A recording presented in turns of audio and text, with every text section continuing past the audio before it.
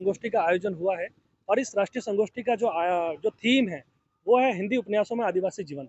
और इस सिलसिले में देश भर से जो हमारे साथी आए हैं, यहाँ के जो शोधार्थी भी हैं, तो उनसे बातचीत करेंगे। सबसे पहले तो आप अपना परिचय देते हुए बताएं कि किस तरह का अनुभव आपका रहा है। क्या इस तरह की जो राष्ट्रीय संगोष्ठी है वो किस तरह से देश में हिंदी के जो एक अस्तित्व है उसको और लार्जर स्तर पे बढ़ा सकती है, मैं जानना। नमस्कार दोस्तों, मैं हूं Rakshit Parmar. Enlighten Bharat YouTube channel पर आपका बहुत बहुत स्वागत है। दोस्तों, आज हमारे साथ में हैं नवीन ननवाना सर, जो कि आप हिंदी साहित्य में डॉक्टर भी हैं और उदयपुर में एमएलएसयू विश्वविद्यालय में अभी जो राष्ट्रीय संगोष्ठी का जो आयोजन करवाया है, ये सर के निर्देशन में ही हुआ है। और सर, सबसे पहले तो आपका बहुत बहुत स्वागत है सर। जी, धन्यवाद। और सर, मैं आपसे जानना चाहता हूँ कि ये जो संगोष्ठी आपने करवाई है, इसके पीछे क्या उद्देश्य रहा था? क्या आपकी मंशा रही है कि आपने हिंदी उपन्यासों पर आदिवासी जीवन को एक थीम के रूप में चुना और एक इतने बड़े कार्यक्रम का आयोजन करवाया है?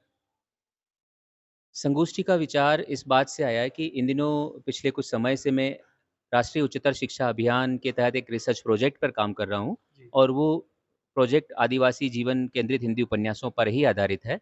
तो मैं ये चाहता था कि देश भर के बड़े विद्वान प्रोफ़ेसर्स और रिसर्चर्स यहाँ आएँ और अपनी बात बताएँ और इस विषय पर एक अच्छा संवाद हो। तो उसको ध्यान में रखकर हमने एक संगोष्ठी का आयोजन किया जो 2 दिन तक आयोजित हुई, 2 और 3 सितंबर को। हुँ। और देश के अलग-अलग प्रांतों से हमारे पास कई शोधार्थी, कई विद्यार्थी और कई सीनियर प्रोफ़ेसर्स और बड़े लेखक भी आए हुँ। और उन्होंने 2 दिन इस विषय पर चर्चा की जिससे हम सब उससे लाभान्वित हुए।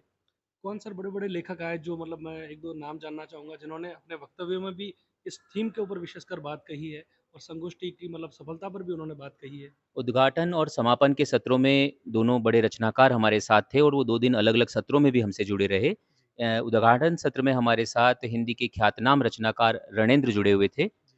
हिंदी आदिवासी उपन्यासों को लेकर लिखने वालों में हुँ। रणेंद्र का नाम बहुत चर्चित नाम है। अच्छा। देश भर के विश्वविद्यालयों में उनके साहित्य पर शोध जारी है जी। और ऐसा ही एक चर्चित नाम हमारे साथ रहे हरिराम मीणा जी। जी। हरिराम मीणा जी का एक उपन्यास धूणी तपे तीर बहुचर्चित उपन्यास है, जो मानगढ़ के आंदोलन को रेखांकित करता है और आदिवासी बलिदान की गाथा कहता है। तो ये 2 रचनाकार इन सत्रों में तो रहे ही, 2 दिन पूरे सत्र हमारे साथ रहे, तो इनके व्याख्यान से हम सब लाभान्वित हुए और वो इनके वक्तव्य जो है निश्चित रूप से शोधार्थियों, विद्यार्थियों को एक नई दिशा देंगे। हुँ। सर, आपने जो थीम के रूप में आदिवासी जीवन का चर्चा की है कि हिंदी उपन्यासों में आदिवासी जीवन को लेखक किस तरह से देखते हैं। आपके मन में क्या भावना थी कि इस विषय को चुनना, मतलब आपका क्या मंशा है? आदिवासी जीवन और उससे जुड़े हुए साहित्य को लेकर मेरी विशेष रुचि रही है। रुचि का कारण यह रहा है कि मैं वर्ष 2007 से मोहनलाल सुखाड़िया विश्वविद्यालय में असिस्टेंट प्रोफ़ेसर के रूप में अपनी सेवाएँ दे रहा हूँ जी। और सुखाड़िया विश्वविद्यालय का आर्ट्स का जो बच्चा है वो अधिकतर बच्चा ट्राइबल बेल्ट से जुड़ा हुआ है, हुँ। जनजातीय क्षेत्रों में रहता है, जनजातीय परिवारों से है। तो उनसे जुड़ते-जुड़ते कई बार ऐसी चीज़ें, उनकी परंपराएँ, उनकी संस्कृति, उनके रहन-सहन, खान-पान, तीज-त्योहार के बारे में बातचीत बच्चों से होती रहती है। फिर साथ ही साथ हिंदी में विमर्श केंद्रित लेखन भी एक प्रमुखता से है। स्त्री विमर्श, दलित विमर्श और इसी तरह से आदिवासी विमर्श की भी चर्चा है। तो देश भर की अलग-अलग संगोष्ठियों में भी मैं ये सुनने और अपने व्याख्यान देने जाया करता हूँ। तो इस तरह के रचनाकारों और इसमें रुचि रखने वाले प्रोफ़ेसर से मिलना होता है और इसी कारण ये विषय को चुनकर हमने ये संगोष्ठी की है।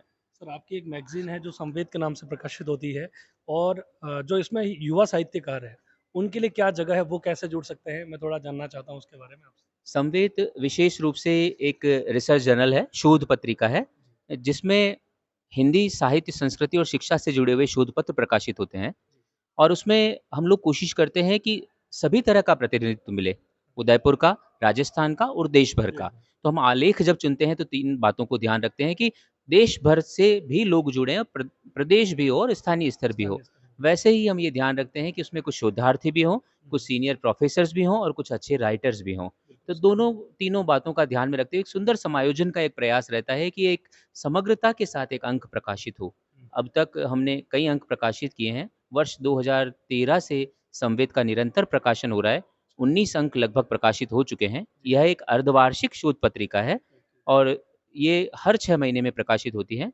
अब तक हमने इसके कुछ विशेषांक भी प्रकाशित किए हैं। जी। जैसे आदिवासी विमर्श केंद्रित लेखन पर एक विशेषांक संवेद का आया है। हाँ। उसी तरह से एक विशेषांक भारतीय भक्ति साहित्य पर है। जी। हिंदी जगत ने अभी कुछ समय पूर्व ही फणीश्वर नाथ रेणु की जन्म शताब्दी वर्ष मनाया है, बिल्कुल तो सही। एक पूरा विशेषांक फणीश्वर नाथ रेणु पर केंद्रित है और ऐसे ही 2 खंड उसके 21वीं सदी के हिंदी उपन्यासों पर आ चुके हैं। तो इस तरह से ये एक लेखन निरंतर संवेद के माध्यम से प्रकाशन जारी है और इस संगोष्ठी के भी जो अच्छे शोध पत्र हमारे पास होंगे, जिसको कि हमारा संपादक मंडल चयनित करेगा, जी, उन अच्छे श्रेष्ठ स्त्री पत्र को निकाल कर हम एक उसका एक और अंक नया निकालेंगे और वो भी विशेषांक होगा, ऐसी हमारी योजना है। चलिए। हमारे साथ हैं ग्लोबल गाँव के राइटर रणेंद्र रणेंद्र सर हैं और जो कि राष्ट्रीय संगोष्ठी में आए हैं उदयपुर। और सर मैं आपसे जानना चाहूँगा कि सबसे पहले तो हमारे यूट्यूब चैनल पर आपका बहुत-बहुत स्वागत है सर। धन्यवाद और हाँ, सबों को जोहार दर्शकों को। जी, मैं झारखंड से आया हूँ। झारखंड में अभिवादन में जोहार बोलते हैं। हाँ, इसका अर्थ है कि आप फलिए-फूलिए आगे बढ़िए। जी। तो कल मैं जैसा कि संगोष्ठी में सर आपको सुन रहा था, आपने ऐसे चुनिंदा विषयों के ऊपर बातचीत करी है, जिस पर लोग बोलने से कतराते हैं, कहीं न कहीं साइड में हट जाते हैं। एक जो पूर्वाग्रह है लोगों के मन में, मुख्य धारा के समाज में, आदिवासी समाज को लेकर, इस संगोष्ठी में आपने ऐसे मतलब जो प्रश्न है उनके ऊपर बात करी है, जिसको लेकर लोग संकोच करते हैं। मतलब मुख्य धारा में आज आदिवासी समाज कहाँ स्टैंड करता है? आपका मैं दृष्टिकोण जानना चाहता हूँ इस बारे में सर। एक तो ये जो शब्द मुख्यधारा है, उस पे हाँ, ही आपत्ति है मेरी जी, कि जिसे आप मुख्यधारा कह रहे हैं, हाँ, वो तो पाश्चात्य की कार्बन कॉपी है। Carbon copy. जो भारतीयता जिसको हम कहते हैं, जो सादा जीवन उच्च विचार में या संतोष ही परम धर्म है या प्रकृति से जुड़ाव की बातें हमारे पुरखे करते रहे हैं, हुँ, तो वो अगर भारतीयता है, जी, तो उस तरह की जीवन शैली जो जी रहा है समुदाय, तो भारतीयता की मुख्यधारा तो वही हुई। बिल्कुल सर, बिल्कुल। तो इस कारण कहीं न से कहीं वो मुख्य धारा ये एक ये एक अलग एक दर्शन। ये एक क्या कहा जाए कि एक बोलने-चालने में एक बन गया है एक शब्दावली जिसका प्रयोग करता रहता है लोग बिना सोचे-समझे। बिल्कुल सर।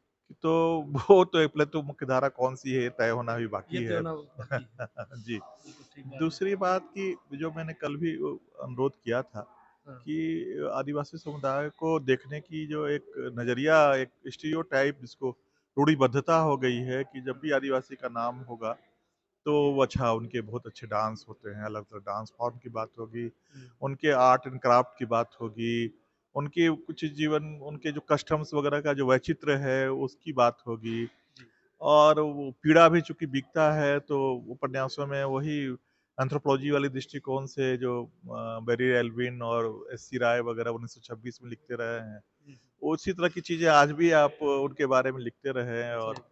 तो वो कोई मान्य नहीं है, क्योंकि आप मुकम्मल तौर पे आप उसको देख नहीं रहे हैं। तो आप होमोजेनियस एक माने होमोजेनियस कम्युनिटी के तौर पे कि एक ही तरह के सब लोग हैं, ऐसा एकदम नहीं है। हुँ, जैसा कल मैंने कहा अलग-अलग तरह के लोग हैं, कृषक समाज, बड़ा कृषक समाज भी है, बिल्कुल ऐसा सर। समाज भी है जो लंबे समय तक शासक वर्ग में रहा ब्रिटिश पीरियड में, उससे वो हटा और ठीक है कि जो इंडेक्स हैं गरीबी के, हुँ, चूँकि ये जो इंडेक्स आपने बनाया है उसमें आनंद की कहीं कोई बात है नहीं, हुँ, हैप्पीनेस कहीं नहीं है। हैप्पीनेस कहीं न कहीं नहीं है। आपने वो कितना आप खर्च करते हैं, आप उस पे आप और खर्च करना और बाज़ार में चीज़ें खरीदना ये कभी भारतीय दृष्टिकोण कभी नहीं रहा है। सही। तो वो कहीं माना न जा कहीं पाश्चात्य का आप इसे हाँ, कॉपी कॉपी हाँ, कह रहे मैंने हैं कल वो बिल्कुल एक। बताया था बहुत विस्तार से कैसे हाँ, उन्होंने थोपा अपने जी। विकास के नाम पे अपने सारे मानदंडों को। खैर वो उसको रिपीट सर करने आपकी का मतलब किताब जो ग्लोबल गाँव है वो किस ग्लोबल बारे में गाँव है? के देवता वो हाँ, उपन्यास ग्लोबल है गाँव वो। के देवता है। 2008-9 में आया था ज्ञानपीठ से। जी, तो वो हमारे यहाँ असुर समुदाय है। हाँ, वो बहुत कम जनसंख्या उनकी बची है 9 और वो इस संस्कृति के या माने इतिहास में जो इसको आयरन एज कहते हैं, हुँ, तो ऐसी कम्युनिटी है जिसने सीधे आयरन ओर से लोहा पिघलाकर हुँ, निकाला वो। हुँ, अ, सीधे आयरन कंटेंट किस चट्टान में है उसको देशज पद्धति से कूट काट के उससे लोहा पिघला के लोहा देने वाले सभ्यता के वो पहले कारीगर जी, समुदाय है असुर, वो असुर। अच्छा। और वो मगध का जो आप देखते हैं कि विस्तार सबसे पहले मौर्य साम्राज्य में पूरे देश में, हुँ, उसके पीछे 2 ही चीज़ें थी, एक तो असुरों का लोहा अच्छा, और दूसरा झारखंड के हाथी जो हुँ, हाथियों की सेना उनकी थी। ओके। वो तो क्या सर इतिहास में मतलब क्या उन्हीं को असुर मतलब राक्षस माना गया है? वही तो है दिक्कत हाँ, कि वो मैंने उसी को दिखाया है कि हुँ, वो राक्षस शब्द जो है वो हमारे वो गुणवाचक शब्द के तौर पे आया है पुराणों में, हुँ, लेकिन आप गुणवाचक और समुदायवाचक में फ़र्क नहीं करते हैं। फर्क नहीं तो उपन्यास में वही दिखाया है कि कैसे अगर वो अंगिरा ऋषि हुए हैं हुँ, ऋग्वेद में जिनकी चर्चा आई है जो उन्होंने वो अग्नि की खोज की, फिर उन्होंने धातु की खोज की ऋग्वेद की ऋचाएँ कहती हैं कि कैसे सूर्य के पुत्र वो सूर्य भी थे और ये अंगिरा के जो मानने वाले थे और जिन्होंने धातु और उसकी में जीवन यापन लगाया तो वो असुर कहलाए। कई तरह की चीज़ें हैं उसमें। तो है उस पे वो उपन्यास है और वो जहाँ रहते हैं पीछे ठेले जाते गए और जहाँ आप पहुँचे हो पहाड़ के समतल इलाके में तो वहाँ बॉक्साइट है और बॉक्साइट जो है वो मैं वहाँ मेरी पोस्टिंग थी 90s में तो उसके 20 साल पहले से बॉक्साइट निकाली जा रही है और वो ओपन कास्ट माइनिंग है और लीगल से ज़्यादा इलीगल माइनिंग होती है तो कल के दिन उनके पैरों के नीचे ज़मीन ही नहीं बचेगी। तो जो युद्ध इंद्र ने शुरू किया था उनको पीछे ठेलने का, वो युद्ध अभी खत्म होगा और अभी जो नष्ट होंगे वो बिखरेंगे। तो व्यक्ति के तौर पे तो बच जाएँगे, एज़ ए समुदाय और उसकी संस्कृति नष्ट हो जाएगी। वही मैंने उस उपन्यास में दिखाने की अभी कोशिश की की। स्थिति पर सर आप क्या सोचते हैं? हाल में क्या सिचुएशन है, मतलब लोगों का जो दृष्टिकोण जिसके ऊपर आपने देखिए, बात मैंने करी है? कल बात कही कि इतिहास जो आज भी कह रहे थे माधव हाड़ा सर कि वो कंटिन्यूटी में नहीं है कि वो प्राचीन भारत में अगर गणतंत्र है और उन जनजातीय गणतंत्रों की बात करते रहे देवी प्रसाद चट्टोपाध्याय और रामचरण शर्मा, मध्यकाल में बहुत सारे राजवंश हैं आदिवासियों के, ठीक है कि उनका छत्रीकरण हो गया, कई क्षत्रिय अपने को घोषित कर लिए वगैरह वगैरह। आप केवल ब्रिटिश पीरियड के बाद के विद्रोहों में आदिवासियों के विद्रोहों को याद करते हैं, ये आधा अधूरा इतिहास क्यों? आधा अधूरा इतिहास है। हाँ, उनका गणतंत्र में उनकी जो समतावादी जो गणतंत्र था राजतंत्र के विकास के पहले, वो जनजातीय गणतंत्र थे, उसकी बात क्यों नहीं करते हैं? हुँ। मध्यकाल के राजवंशों की बात क्यों नहीं करते हैं? चाहे राजगुंडों की हो, चेरों की हो, सर उनके आपके ऊपर यहाँ आरोप मीणा और भीलों का भी उनके ऊपर राजवंश सर रहा। आरोप लगता है कि जो भारत के इतिहासकार हैं, कहीं न कहीं वो एक फैक्टर आता है कि बड़े एक्चुअली नहीं ब्राह्मणवादी नहीं इतिहासकार वो हैं। सब सर क्या ये नहीं वो उसको नहीं वास्तविकता क्या है एक्चुअली इसकी? नहीं उसकी ये है कि जो इतिहास लेखन है, हुँ, जो ब्रिटिश पीरियड में शुरू हुआ जी। तो वो उनके पास जो सोर्स थे, खास हुँ, करके सेकेंडरी सोर्स जो थे या आर्काइव में जो चीज़ें थी उनके पास, हुँ। उसके आधार पर उन्होंने इतिहास लिखने की कोशिश की। और जो चीज़ें दिल्ली के इर्द-गिर्द हो रही हैं हुँ, या पाटलिपुत्र की जो राजधानियाँ रही हैं, बिल्कुल, बिल्कुल सर। तो उन राजधानियों में बैठे हुए लोगों के पास लेखनी थी, तो उन लोगों ने लिखा। उस हिसाब से चाहे लिख हाँ, दिया है। मुगलों के दरबार में लोगों ने लिखा, हुँ, तो वो सोर्स के तौर पे मिला ब्रिटिश पीरियड में, तो उसके आधार वो पे लिखा इतिहास गया लिखा है। गया। जो पेरीफेरी में जो चीज़ें थीं, जो बस। इलाहाबाद, बनारस, पटना, दिल्ली, दूर जो चीज़ें जो इलाके थे, जो दुर्जय इलाके थे हाँ, बिल्कुल, वहाँ जी, जी। वहाँ की चीज़ें लोगों का ध्यान भी नहीं गया और ध्यान वो दें। आर्काइव में मिला भी नहीं, तो बेईमानी की ऐसा नहीं है, लेकिन अब 17 साल के बाद तो जो चीज़ें हैं, जो ध्यान में आ रही हैं, तो खास करके इस अमृत महोत्सव के दौरान में वो जो 15 नवंबर को घोषित हुआ बिरसा मुंडा की जन्मदिन पे हुँ, आदिवासी शौर्य सप्ताह और पूरे देश में हरियाणा और पंजाब और दिल्ली जैसे राज्यों को छोड़ दें तो जहाँ-जहाँ आदिवासी समुदाय है, वहाँ-वहाँ जो अनसंग हीरो हैं उनके बीच के, हुँ, ऐसे क्रांतिकारी जिनका नाम नहीं आया है, वो शोध शुरू हुआ है। हुँ। तो आएँगी चीज़ें, धीरे-धीरे धीरे-धीरे आएँगी। आएगी, टाइम हाँ, लगेगा वो चीज़ों किसी को पर बदलने में। ब्लेम करने से अच्छा है कि खुद किया जाए। मैं जिस इंस्टीट्यूट में वहाँ डायरेक्टर हूँ झारखंड सरकार का, अच्छा, वो ट्राइबल रिसर्च इंस्टीट्यूट है, वो 53 में नेहरू जी ने बनाया था। ओके। तो लेकिन उस मैंने जो कहा कि वो एंथ्रोपोलॉजिकल दृष्टिकोण से ही अध्ययन होता रहा है। उनके इतिहास पे, उनके दर्शन पे, उनकी आर्थिकी पे, उनके समाजशास्त्र पे, उनके मनोविज्ञान पे, वो तो ह्यूमैनिटीज़ के हर ब्रांच पे होना चाहिए, वो बिल्कुल काम सर। नहीं हुआ। ल शुरू मैंने किया है, तो वो दूसरे पर ब्लेम करने से अच्छा है कि कुछ किया जाए, वो सही। करने की कोशिश की जा रही है। सर ये इस तरह की जैसे अभी राष्ट्रीय संगोष्ठी का आयोजन उदयपुर में हुआ है। इस तरह की राष्ट्रीय संगोष्ठियाँ इस तरह मतलब जो आदिवासी जीवन के बारे में एक अच्छी जानकारियों को बढ़ाते हैं। आप किस दृष्टिकोण के साथ देखते हैं? और उसमें जो आदिवासियों की भूमिका है, उसमें आपका क्या सोचना है? अ, नंदवाना जी आ ही गए हैं, हाँ, कितना सफल और कितना सुव्यवस्थित ये संगोष्ठी थी हुँ, और अगर 10 राज्यों से लोग आ रहे हैं हुँ, और राजस्थान के विभिन्न जिलों से लोगों की उपस्थिति अब थी ही, वो हुँ, कहने की बात तो नहीं तो दिख रहा था बिल्कुल सर। और फिर बड़ा वो जुलाई से उसकी तैयारी हो रही है, तो बड़ा सुव्यवस्थित और बहुत ही बहुत प्लान वे में चीज़ें हुई हैं और वो एक बार आप करना शुरू करते हैं और कोई नई बात आती है नवाचार के तौर पे तो उससे कई चीज़ें निकलती हैं। बिल्कुल सर। तो जो बातें आई होंगी यहाँ, हुँ, उससे फिर कल कई जो सुधारती एक हैं या डायमेंशंस लोगों की हाँ, सोच, और बदला दृष्टिकोण होगा बदलता कि है। नहीं केवल लिटरेचर पे क्यों, ट्राइबल हिस्ट्री पे बात क्यों नहीं होनी चाहिए। बिल्कुल सर, बिल्कुल। जैसे मैं जहाँ अभी 9 और 10 जो विश्व आदिवासी दिवस था, हुँ, तो उसपे बहुत बड़ा कार्यक्रम हो रहा था चूँकि मेरा तो ट्राइबल स्टेट ही है। बिल्कुल सर। तो फिर वही शुरू हुई कि डांस वो पूरे देश से आदिवासी अरे हुँ, यार! आदिवासी मतलब केवल डांस क्यों? सही मैंने बात। माननीय मुख्यमंत्री जी के वो प्रधान सचिव महोदय को कहा हुँ, कि सर बौद्धिक पक्ष भी है, हाँ, और मैंने वो 2020 में इंटरनेशनल सेमिनार कराया था ट्रैवल फिलॉसफी पे, बहुत सफल था वो। अच्छा, और ट्रैवल हिस्ट्री पे करवाने की मेरी बहुत इच्छा थी, फंड टाला जा रहा था। तो ओके, इस अवसर पे मैंने ट्रैवल हिस्ट्री पे, ट्रैवल फिलॉसफी पे, एंथ्रोपोलॉजी पे और ट्रैवल लिटरेचर पे 4 सेमिनार करवाए वो 9-10 को। और लंदन से आई वो डॉक्टर विनीता दामोदरन, वो आज के दिन में भारतीय इतिहासकार में सबसे सही, बुजुर्ग इतिहासकार हैं। और भाग्या भुक्या हैं एक वहाँ हैदराबाद यूनिवर्सिटी से, हाँ, वर्जीनियस खाखा हैं, माने इतने बड़े-बड़े लोग आए जिसकी कल्पना मैंने नहीं की थी। उस ढंग क्या से बात फिलॉसफी में पद्म विभूषण है प्रोफेसर मृणाल मीरी, वो 85 के होंगे, चलने में दिक्कत थी। अच्छा, तब भी आए वो, कि मुझे जाना है ट्रैवल फिलॉसफी बोलने के लिए। उनकी पत्नी भी बड़ी प्राध्यापिका हैं। एंथ्रोपोलॉजी में भी सुभद्रा चन्ना मैम जो दिल्ली यूनिवर्सिटी से कब रिटायर की हैं। हुँ, माने इतने अद्भुत लोग आए, बिल्कुल, चूँकि विषय नया था और उनके उनके मन में भी अकुलाहट थी कि इस विषय पे बात होनी चाहिए। तो आप आगे बढ़ते हैं तो पीछे-पीछे लोग आते हैं और चीज़ें खुलती हैं। इस 2 दिन के सेमिनार से फिर देखिए कई चीज़ें और और नए डायमेंशंस उसके डायमेंशंस हम क्रिएट होंगे, क्रिएट बिल्कुल, होंगे सर। ये बहुत महत्वपूर्ण है, और जितना सुव्यवस्थित और जितना अच्छा था कि अगर वो डॉक्यूमेंटेशन होगा, वो दस्तावेजीकरण हो जाएगा, हुँ, जो पेपर पढ़े गए वो छप जाएगा, सर बहुत नए डायमेंशंस खुलेंगे। बिल्कुल सर, ठीक है, बहुत-बहुत थैंक धन्यवाद, you thank you sir. So much sir. बहुत-बहुत धन्यवाद। सर चाय लीजिए, ठंडी।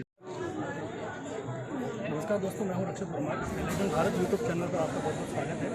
दोस्तों, आज हमारे साथ राजस्थान के पूर्व आईपीएस अधिकारी हरिराम मीणा साहब हैं, जो कि धूणी तपे तीर अभी एक बहुत ही मतलब पॉपुलर एक किताब सर के द्वारा लिखी गई है।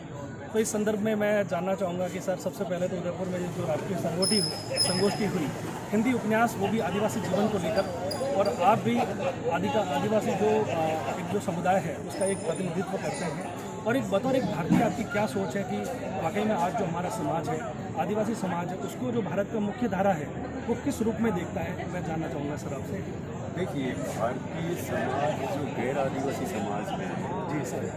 उसका जो नज़रिया है आदिवासियों के प्रति, वो दो तरह का दृष्टिकोण सामने आता है। एक तो ये है कि ये जंगली है, बर्बर है, पिछड़े हुए हैं, है ना, और हमारा हिस्सा नहीं रहे, और ये जंगल पहाड़ों में ही रहे, तो ये उनका ऐसा सोचना है। कुछ माइथोलॉजिकल बातें भी आएगी कि राक्षस, असुर, दैत्य वगैरह वगैरह, तो उनसे जोड़ के देखते हैं और ये फिर ये नज़रिया माइथोलॉजी के आगे निकलता है कि ये ब्रितानी हुकूमत के दौरान जो अंग्रेजियत या अंग्रेजी राज ने जब आदिवासियों के अंचल में घुसपैठ शुरू करी, तो आदिवासी उनका विरोध किया, और वो विरोध में प्लासी की लड़ाई के बाद में जो ईस्ट इंडिया कंपनी की हुकूमत पूर्वी हिंदुस्तान में आती है, खासकर कलकत्ता सेंटर बना के, तब से ही वो आदिवासियों के विरोध शुरू हुए। अच्छा, मतलब ये और अंग्रेजी हुकूमत के खिलाफ, ईस्ट इंडिया कंपनी के ईस्ट खिलाफ। इंडिया कंपनी, क्योंकि हम आज़ादी की लड़ाई जो लेते 1847 से, बिल्कुल सर। जबकि मैं कहता हूँ ये 1757 में जो प्लासी लड़ाई हुई थी, उसके तुरंत बाद ही और 5-7 साल बाद ही भूमिज विद्रोह, पहाड़िया विद्रोह ये शुरू हो गए पूर्वी भारत में, खास करके आजकल तो बिहार सर और ये छुपाए, मतलब ये हिडन क्यों, आज तक चर्चाओं में क्यों नहीं आ रहे, इनके ये ऊपर बात अब क्यों नहीं हो रही? इन पे इसीलिए तो मैं कह रहा हूँ कि वो आदिवासी एक समाज का हिस्सा नहीं रहा, तो वो जंगल में क्या कर रहा है, किसे लड़ रहा है, वो इतिहास का हिस्सा नहीं बना। एक दूसरा नजरिया है जो दूर से देखते हैं कि रोमांटिक नजरिया है, वो कि ये तो समृद्ध प्रकृति की गोद में मस्त रहते हैं, तो उनकी गरीबी, अभाव, जो भी और भी चीज़ें हैं उन पर ध्यान नहीं जाता। दोनों नजरिए गलत है। आदिवासी भारतीय समाज का हिस्सा रहा है, और ये भारत में सबसे पहले जो मूल मानवता है उसके संतान हैं ये, और इनका वर्ण व्यवस्था, जाति व्यवस्था से कोई ताल्लुक नहीं था, और ये मूलवासी थे। उसके बाद में जो लोग बाहर से आते हैं उन्होंने इन आदिवासियों को दूसरा दोयम दर्जे का मान करके उनको अलग किया, फिर अंग्रेजों ने उसको एक ठप्पा लगा दिया, एक्सक्लूडेड एरियाज, जो नो फ्रेज इस्तेमाल किया इनके लिए कि इनके एरिया को एक्सक्लूडेड मतलब आउटसाइडर मान रहे, जो आउटसाइडर हिंदुस्तान में आ रहे हैं एक तरह से देखिए, विडम्बना। अवॉइडेड माना उसको। जो हाँ। आउटसाइडर आ रहा है वो इनके लिए कह रहा है, जो इनसाइडर उसके लिए कि दे आर आउटसाइडर। ये बड़ी विडम्बना है। विडम्बना की बात है। तो अब वो धीरे धीरे जैसे ये संविधान में प्रावधान आए, विकास की योजनाएं बनी, वो धीरे धीरे समाज से जुड़ रहा है जी। और वो कई स्टेजेस में है, कुछ लोग जुड़ रहे हैं, कुछ लोग करीब करीब जुड़ गए, एक तरह बहुत कम तबका। सर एक कुछ बड़ा बीच में है, कुछ स्टेज पर मृत्यु दशा में अभी। एक बड़ा प्रश्न सर ये है कि राजस्थान में जो एक बहुत बड़ा जनसंहार हुआ, जिसके बारे में चर्चाएं बहुत कम है, लेकिन लोग कहते हैं कि ये जलियांवाला जो हत्याकांड हुआ उससे भी नृशंस था, उससे भी भयानक था। लेकिन आज भारत के दृष्टिकोण में देखें तो उसकी बात कम होती है, उसको महत्व कम मिलता है। आपने उस पर धोनी तपे तीर किताब लिखी है, क्या भावना रही होगी आपकी, मतलब किस तरह से चर्चा में? जैसे ये पता लगा अब से कोई 20-22 साल पहले कि राजस्थान में इस तरह की घटना, फिर मैंने उसको शोध किया जी। 15 साल लगा मैंने गवर्नमेंट डॉक्यूमेंट्स वगैरह किया, लोग मौखिक उनसे संपर्क किया, उनको जानकारी दी और फिर लिखा। और वास्तव में ये 1913 की घटना है और ये अंग्रेज और देसी रियासतों के खिलाफ ये आदिवासी यहाँ पे जो खासकर जनता वीर थे, बड़ी दूसरे यहाँ के और उन लोगों को उसको कुचलने के लिए रियासती और अंग्रेजी फौजों ने मिल करके और उनको उनका नरसंहार किया, जो कि 1500 के आसपास की गिनती उसकी की जाती है। और उस पर फिर ये धूरी दबे थी किताब आया और अब उसको मान्यता मिल रही है। वहाँ देखो एक 54 फीट की हाइट का एक स्मारक भी बना दिया है, शहीद स्मारक। डेवलपमेंट के काम भी हो रहे हैं, जो उनको लेकर और भी काम चल रहा है। और अभी लेटेस्ट है कि मिनिस्ट्री ऑफ कल्चर है भारत सरकार का जी, वो और जो ट्राइबल कल्चर वो है कमीशन, वो भी इस पर काम करता है। सर धोनी तपे तीर जो किताब है वो मूल रूप से मतलब किस पर आधारित है, ये आप क्या कहना चाहते हैं? नहीं, आपके उसमें माध्यम से? घटना के केंद्र में तो मानगढ़ का हत्याकांड ही है।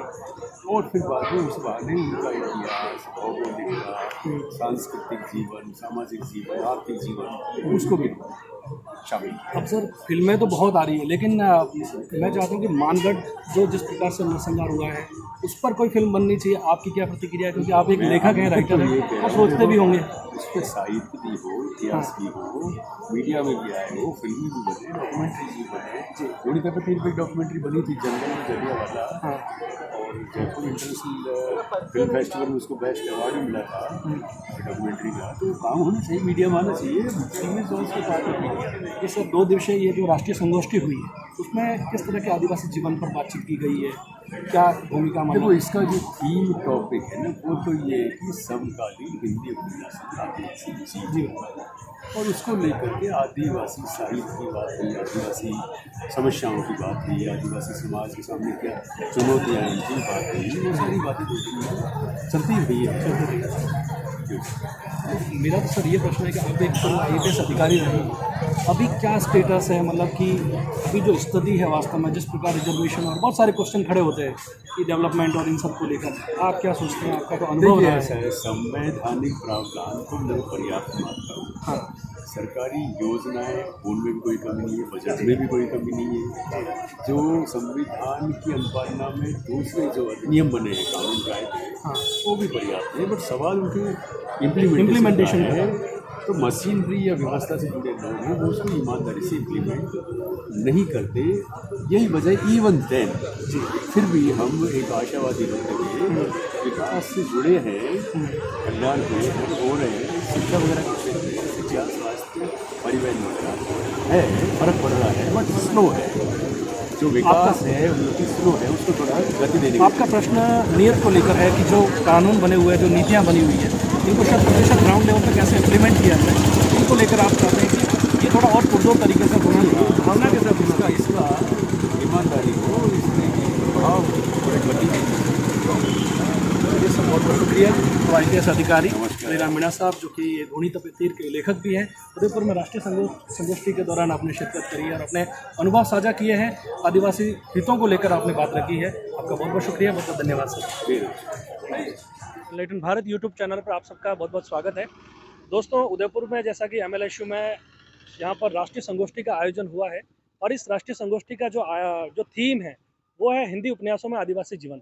और इस सिलसिले में देश भर से जो हमारे साथी आए हैं, यहाँ के जो शोधार्थी भी हैं, तो उनसे बातचीत करेंगे। सबसे पहले तो आप अपना परिचय देते हुए बताएं कि किस तरह का अनुभव आपका रहा है, क्या इस तरह की जो राष्ट्रीय संगोष्ठी है वो किस तरह से देश में हिंदी के जो एक अस्तित्व है उसको और लार्जर स्केल पे बढ़ा सकती है? मैं जानना चाहूँगा सर आपसे। मैं सुंदरम शांडिल राजस्थान विश्वविद्यालय के हिंदी विभाग में सहायक आचार्य हूँ। जी। ये दो दिवसीय राष्ट्रीय संगोष्ठी जो संपन्न हुई है, समकालीन हिंदी उपन्यासों में आदिवासी जीवन, ये जो वर्तमान में उत्तर आधुनिक समय में जो अस्मिता विमर्श चल रहे हैं, उनमें से एक आदिवासी विमर्श को केंद्र रख करके जो समकालीन उपन्यास लिखे जा रहे हैं, उनमें आदिवासी जीवन के एक पाठ की कोशिश है।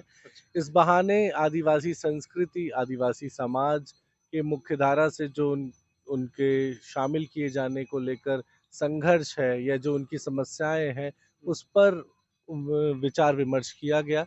ये एक तरह का उपक्रम भी है कि इस बहाने कैसे जो हमारा आदिवासी समाज है और अब तक वो उपेक्षित रहा या उसके बारे में जो स्टीरियोटाइप्स बने कि वो कोई संग्रहालयों में सजावटी साधन है, या कहें कि उनके बारे में जो बहुत तरह की भ्रम या पूर्वाग्रह है, वो सब भी दूर होते हैं, क्योंकि जो आदिवासी हैं उनको अब तक नागरिक अधिकार भले संविधान में दिया गया, लेकिन हमारे समाज में जो मानसिकता है उसमें अभी तक बहुत सारी भ्रम और बहुत सारे पूर्वाग्रह मौजूद हैं। तो इस तरह के आयोजन हमारे समाज को जोड़ते हैं और हिंदी का लेखन इस समय सशक्त रूप से इस साहित्य को, इस समाज को दर्ज कर रहा है। अनेक उपन्यासकार इस गोष्ठी में आए थे। रणेंद्र आए थे जिन्होंने ग्लोबल गांव के देवता जैसा चर्चित उपन्यास लिखा। ये उपन्यास बताता है कि कैसे असुर समुदाय, जो एक आदिवासी समुदाय है और उसे अब तक माना जाता कि हमारी जैसी धारणा रही है कि असुर मतलब कि कोई बड़े नाक, दांत और सींग वाले व्यक्ति होंगे, जबकि ये हमारे जैसे ही मनुष्य हैं और कैसे उनकी समस्याएं, उनकी जनजातीय संस्कृति है विशिष्ट। तो ये एक रणेंद्र जी थे। धूड़ी तपे तीर के लेखक हरिराम मीणा जी थे, जिनका प्रसिद्ध उपन्यास मानगढ़ के आदिवासी विद्रोह पर केंद्रित था, जिसे आदिवासियों का जलियांवाला बाग कहा गया है। तो ये इस तरह के उपन्यास इतिहास में और कहें कि अब तक जो मुख्यधारा का नैरेटिव सेट है, उस नैरेटिव में इनको अपेक्षित हक या कहें इन्हें अपनी वजूद की पहचान कराने का ये अवसर भी प्रदान करता है। हम जान पाते हैं कि स्वतंत्रता आंदोलन में आदिवासियों का क्या योगदान रहा, उस समाज के उन नायकों का क्या क्या भूमिका रही समाज को आगे ले जाने में, या कहें कि रामदयाल मुंडा, जयपाल सिंह मुंडा, वेरियल एल्विन ने जब संविधान तैयार हो रहा था, तो उस बहसों में उन्होंने आदिवासियों को पहचान दिए जाने के लिए किस तरह का संघर्ष और प्रयास किए गए। तो इन सब की पृष्ठभूमि में जो उपन्यास हैं, ये हमें एक नए आयाम देते हैं और सामाजिक विमर्श है ये। सामाजिक विमर्श को हाँ, बढ़ावा देते हैं, बिल्कुल। बहुत धन्यवाद। सर, हाँ। मेरा नाम तरुण पालीवाल है, शोधार्थी हिंदी विभाग मोहनलाल शुक्ला विश्वविद्यालय। देखा जाए तो जैसा सर ने बोला कि अस्मिता विमर्श को लेकर बातें की जा रही है।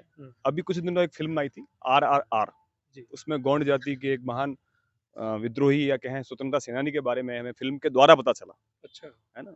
इसके अलावा हमें कहाँ पता चलता है? पता नहीं चलता है ना, हिडन है, वो सब इतिहास छुपाया जा रहा है। इतिहास तो छुपा दिया गया। हाँ।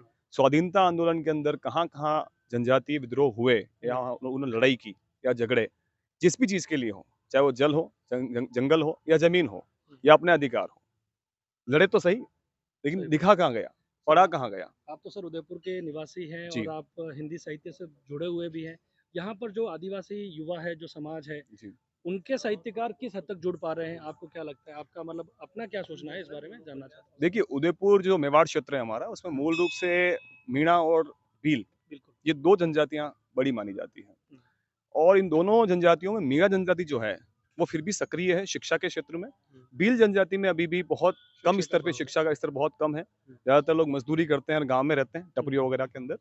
और साहित्य की बात करें तो मुझे अब तक भील उपन्यास की अगर आप बात करें, उपन्यास साहित्य की बात करें, तो भील जाति पे लिखा मुझे कोई उपन्यास अब तक नहीं मिला। अच्छा, और ये बहुत बड़ी विडंबना है, विडंबना की क्योंकि मेवाड़ के इतिहास में भीलों का इतना बड़ा योगदान है कि राज्य चिन्ह में भी उनको स्थान दिया गया है। ये बड़ी बात है कि हमारा जो पुराना साहित्य है उसमें जगह जरूर है, लेकिन अभी जो लिखा जा रहा है, हाँ। कहीं न कहीं वो वंचन के शिकार मतलब हो रहे हैं। ऐतिहासिक दृष्टि से लेकर के हम वर्तमान परिप्रेक्ष्य में बात भी करें, तब भी हम ये देखते हैं कि भीलों का योगदान बहुत ज़्यादा रहा है। बहुत ज़्यादा। दूसरा गाड़िया लोहार कहते हैं हमारे यहाँ, बिल्कुल। वास्तव में वो लोहार हैं। और जब उन्होंने ये शपथ ली कि जब तक महाराणा गद्दी पे नहीं बैठेंगे, जब तक चित्तौड़ नहीं जीतेंगे, तब तक हम अपना स्थायी मकान नहीं बनाएंगे, उनके साथ धमक्कर रहेंगे। के रूप में वो हाँ, उनके साथ रहेंगे, सेना के साथ रहेंगे, हथियार बनाएंगे।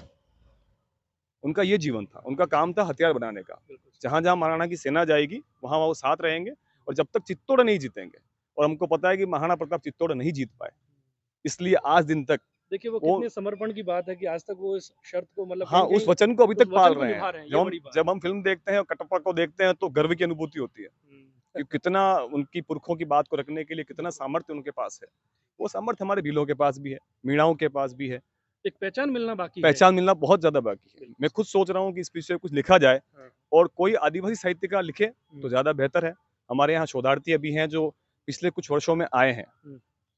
अच्छा, कुछ कैंडिडेट आए हैं। हाँ, कुछ शोधार्थी हिंदी विभाग में मोहनलाल शुक्ल विश्वविद्यालय में, और बांसवाड़ा में जब से जनजातीय विश्वविद्यालय बना है, तब से कुछ संख्या में वृद्धि हुई है, लेकिन इसमें बहुत काम करना अभी बाकी है, बहुत काम करना बाकी है। सर आपसे जानना चाहूँगा क्या अनुभव रहे हैं आपके? मैं यही मोहनलाल सुखाड़िया का विद्यार्थी आप हूँ। कहाँ से बिलॉन्ग करते हैं वैसे? मैं भीलवाड़ा से बिलोंग करता हूँ। अच्छा, तो उदयपुर यहाँ के एमए कर रहा हूँ और यहीं राणा पुंजा हॉस्टल में 2 रहता दिन हूँ। के क्या अनुभव रहे हैं? क्या-क्या सीखने को मिला है आपको थोड़ा-सा? ये पहली राष्ट्रीय संगोष्ठी थी जो मैंने देखी थी अच्छा, हिंदी में, क्योंकि मैं अभी आया हूँ 6 माह हुए हैं। ओके। कोरोना के कारण लेट एडमिशन हुए हैं, तो हाँ, बाद में आए। तो राष्ट्रीय संगोष्ठी में जो बड़े-बड़े उपन्यासकार हैं उनको सुनने का मौका मिला। 2 मेरे दिन में मतलब सीखने को तो मिलता है, हाँ, बिल्कुल सीखने को मिलता है। कुछ जानने को मेरा मिलता है हिस्ट्री का बैकग्राउंड रहा है। अच्छा, श्री नरेंद्र को सुना तो पता चला कि हिस्ट्री में उन्होंने कहाँ-कहाँ से जनजातियों के बारे में निष्कर्ष निकाला। मगध से लेकर जो उससे भी पूर्व जनजातियाँ थी, उन सब के बारे में, उनके जो चिन्ह हैं, प्रतीक है, उनको जो कि भुला दिया गया है, उन पे कभी लिखा नहीं गया है। लिखा नहीं गया। समकालीन में भी ये लिखा जाता है कि वो किस तरह से कपड़े पहनते हैं, किस तरह से केवल पत्तियों में दिखाया जाता है उनको। ये नहीं कि इनमें भी ऐसी भी कुछ जातियाँ हैं, जनजातियाँ हैं, जिनको हम आदिवासी बोलते हैं, जो शिक्षा के क्षेत्र में बहुत आगे हैं और वो फ़ॉरेन में जाके तक पढ़ाई कर रही है। फिर भी अभी तक भी हम कुछ पूर्व धारणाओं से जुड़े हुए हैं, हमें इनको बदलने की आवश्यकता है। आशा है कि कुछ उपन्यास आएँगे। आप तो युवा हैं, मतलब ये जो पूर्वाग्रह जो हमारे दिमाग में एक तरह से सेट जो हो गया ना, स्टीरियोटाइप जो यस, बोल रहे हैं, यस। सर ने बार-बार ज़िक्र किया राजेंद्र सर ने, मतलब कि ये स्टीरियोटाइप जो मेंटालिटी है, यस, यस। ये मेंटालिटी कैसे टूटेगी? मतलब हर आदमी एक आदिवासी या जनजाति या वनवासी कहते ही अपने आप को थोड़ा किनारे कर लेता है। ये जो एक पूर्वाग्रह हमारे दिमागों में सेट है, उसको कैसे तोड़ा जाएगा?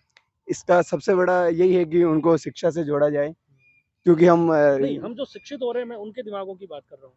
उनके जो हम हमारे स्तर पर हाँ, हमें तो उन्हें मेन स्ट्रीम में लाना है। यदि हाँ। मेन स्ट्रीम में वो ना आए तो हम उनके पास जाना चाहिए। जिस तरह से जो शिक्षा वगैरह है उन तक पहुँचाई जानी चाहिए, क्योंकि यहाँ तक देखा जाता है कि वो या तो आठवीं तक पढ़ते हैं या 10th तक पढ़ते हैं, 12th तक पढ़ते हैं, उसके बाद में हट जाते हैं और आजीविका में लग जाते हैं वो। या तो कहीं शिक्षा से बाहर जोड़ना बहुत ज़रूरी वो है। बहुत ज़रूरी है। बिल्कुल। जी, आप कुछ कहना चाहेंगे? आपका नाम? जी, मेरा नाम हीराराम देवासी है। मैं फालना बाली तहसील पाली जिले से बिलॉन्ग करता हूँ। जी, आपके अनुभव बताइए। मैं बीएसटीसी प्रथम वर्ष का विद्यार्थी हूँ। यहाँ पे एकमात्र 2 दिन की इस राष्ट्रीय संगोष्ठी में भाग लेने के लिए आया था। आप कहाँ से आए? मैं फालना बाली से आया हूँ। वहीं से आए हो? जी। आपको जानकारी कैसे मिली थी इसकी? यहाँ के एक सर हैं, विद्यमाराम जी पटेल। वीरमाराम जी पटेल, उनके जी। थ्रू जुड़े जी, जुड़े वो थे। मेरे संपर्क में हैं, तो मैंने उनका स्टेटस देखा था। क्या सीखा मैंने आपने 2 उनसे दिन प्रार्थना में? की क्या थी कि कुछ सर जानने मुझे को भी इसमें मिला? शामिल करने का मौका दीजिए। तो उन्होंने बड़े ही आपने खुद इच्छा उदार जताई इसकी? हाँ ज्वाइन जी, करने की? जी।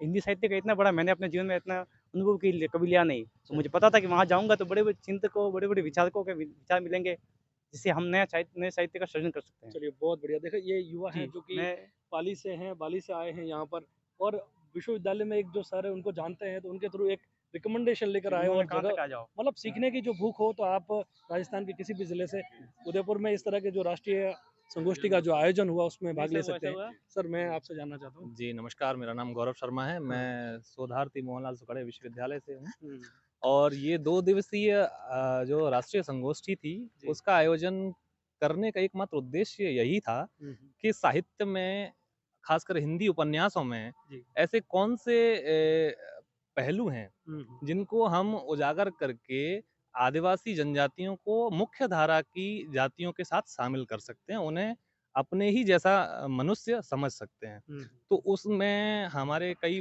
जो मेन वक्ता थे, हाँ। जैसे रणेंद्र जी थे, प्रख्यात साहित्यकार हैं, हाँ। ग्लोबल गांव के देवता जैसा उपन्यास लिखा है। हम्म, हरिराम मीणा जी हैं, हम्म, जिन्होंने धूणी तपे तीर हम्म, जैसा एक बहुत विख्यात उपन्यास लिखा है। जी, ऐसे वक्ताओं ने 2 दिन में ऐसे सारगर्भित हमें व्याख्यान उपलब्ध कराए, हम्म, जिनके माध्यम से हम उस आदिवासी विमर्श और उसकी जो मेन चिंतना है, जी, उसकी पृष्ठभूमि है और उस विमर्श के उभरने का क्या कारण है, ओके, उसके बारे में एक विस्तृत व्याख्यान और जो संभावनाएं, चुनौतियां हम्म, और उन सबसे निपटने का जो समाधान हो सकता है, हम्म, वो उस पर बहुत विस्तृत व्याख्या उन्होंने प्रदान की है। चलिए, ठीक तो है, ये काफ़ी उस मायने में आदिवासी अस्मिता को बचाए रखने के लिए एक सफल माध्यम बन सकती है। बहुत बहुत धन्यवाद, thank you ji. So much.